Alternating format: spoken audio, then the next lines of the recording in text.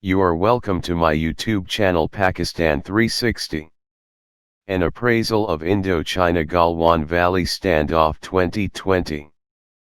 For the first time since 1975, India and China have become involved into a violent conflict resulting into casualties over border dispute. It has happened in the Galwan Valley, at line of actual control between the two states which remain unrecognized in most part of the border. Earlier, at least at two major occasions, both countries have clashed with each other on the construction of infrastructure in border areas. Firstly, a 21-day standoff in Dapsang in the summer of 2013. A fierce clash in southern Ladakh occurred when China objected to India's road construction along the line of actual control. In another incident, Doklam skirmish between the two countries was seen in June 2017 but remained less violent as China attempted to extend a road on the Doklam Plateau southwards near the Dokla Pass, near Bhutan border, and Indian troops moved in to prevent the Chinese to no avail. Orientation with some significant topographical locations of the conflict zone. Before going into the details of the current dispute, it would be pertinent to get oriented with the topography of the conflict zone, with emphasis on areas where fight is escalating into a probable war. This will assist in understanding not only the present situation but will also help in drawing relevant conclusions from strategic, operational, and tactical point of view, besides implications for both the rival countries. Topographical layout includes following significant places shown in Google image. Ladakh Union Territory. Leh, capital of Ladakh. Changla Pass, entry to southern Shyok Valley. Shyok Village. Darbuk Village. Tangtset. Pangongtso Lake. Shyok River. Galwan River. Confluence of Shyok and Changchenmo River. Confluence of Shyok and Galwan River. Murgo. Birdsea Town. Kizil Longar. Daullat Beg Oldy Camp. Aksai Chin. Karakoram Pass. Siachen Glacier. Current conflict.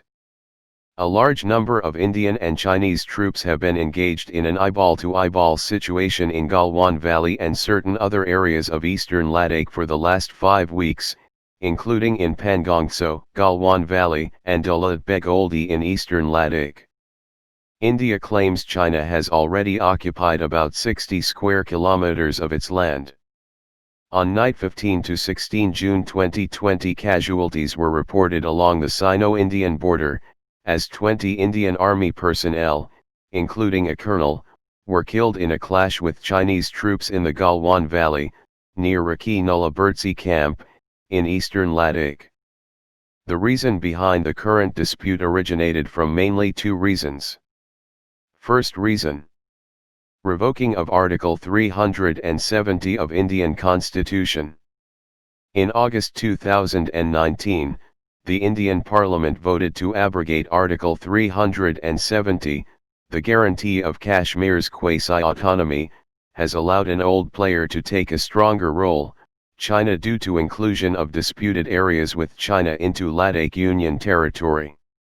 China sees both the abrogation of the article and the formation of the new state as a kind of aggressiveness, which is one reason for its own assertive moves on the Chinese-Indian border in the last few weeks. Second reason: the construction of Darbuk, Shyok-Daullat Beg Oldy Road by India near Galwan Valley. Strategic significance of Darbuk, Shyok-Daullat Beg Oldy Road. Darbuk, Shyok-Daullat Beg Oldy Road, also known as DBO Road or the Subsector North Road, is an all-weather road in eastern Ladakh in India, close to the line of actual control with China.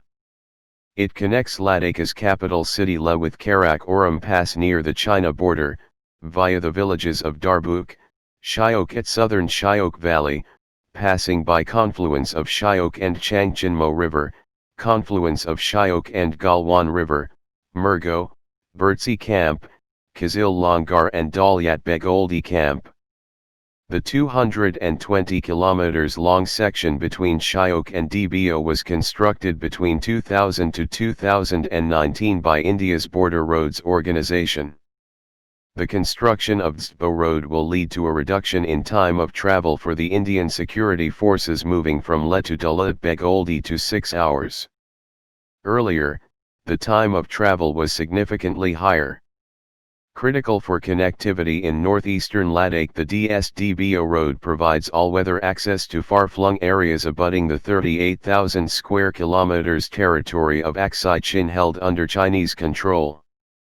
Strategic importance of Galwan Valley. The Galwan River Valley is situated in the sub-sector north and holds great strategic importance for both India and China. The river is believed to be named after Ghulam Rasul Galwan, an explorer from Leh, who, while leading a British expedition moving north of the Changchenmo River, first discovered the path leading to the river. Indian construction activities, including that of a bridge across Shyok River and the 255 km Darbuk Shyok-Daullat road, will now serve as a crucial connect between Leh and Oldy, that is an advanced landing ground that lies quite close to the line of actual control near the old Karakoram Pass with China, have irked the Chinese. The ridgeline of the Galwan Valley gives a strategic control over the road, since the valley leads to an important connection to Chinese-controlled Aksai Chin. To put it simply, China fears India converging into Aksai Chin Plateau, which houses the crucial Xinjiang-Tibet Highway pass through the river valley. Few implications of current standoff in Galwan Valley for India. The implications can be understood by analyzing it in following three domains. 1. Strategic implications. China, Pakistan Economic Corridor.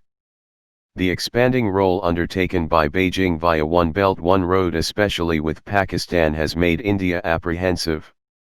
Since China has rejected India's concern and contention on the China-Pakistan Economic Corridor, which passes through Azad Jammu and Kashmir.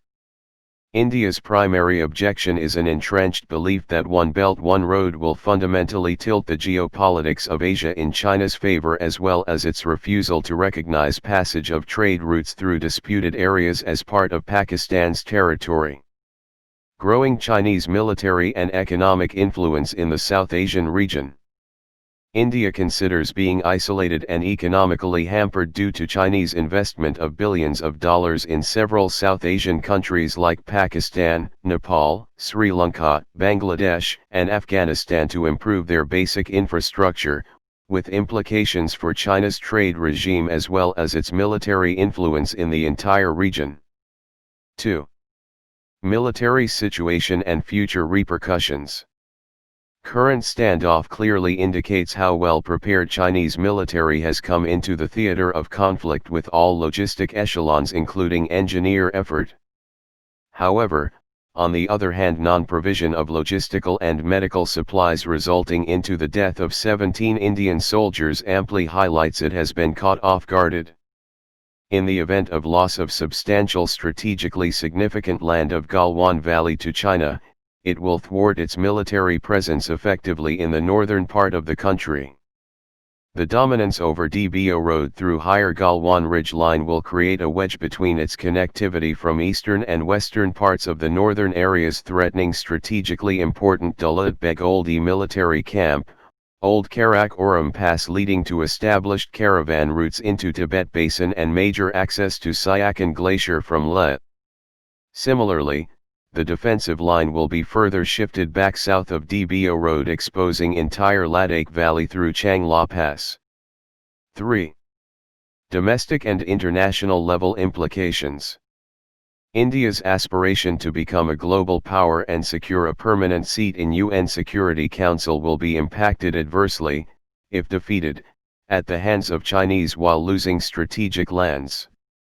Moreover, its hegemonic designs can then be further challenged and frustrated by smaller nations like Nepal or Bangladesh besides Pakistan.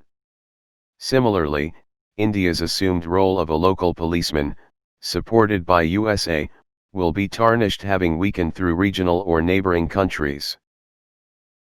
India's possible future course of action.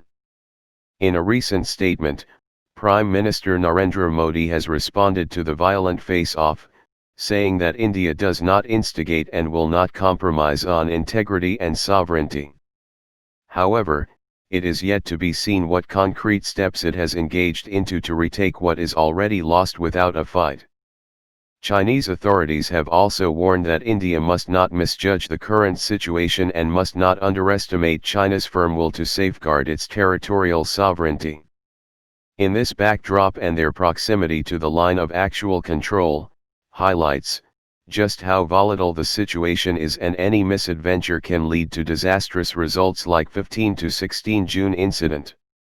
This leaves India with a limited option to only engage in talks and settle its border dispute through dialogue. Use of kinetic force in any form will lead to disastrous consequence for both nuclear-armed states. To conclude, it is evident that at strategic and operational levels, both militaries need to exercise restraint, otherwise outcome could be disastrous. While face-offs get resolved at tactical level through local formation commanders' flag meetings, however, efforts at strategic and operational level, like border demarcation, building of infrastructure, such as roads and defense fortifications, invariably take longer time and patience and require a combination of military and diplomatic initiatives. This is the end of my video. Thank you for listening to it. Do subscribe to my channel. Comment, like and share my video, also click the bell icon for more videos.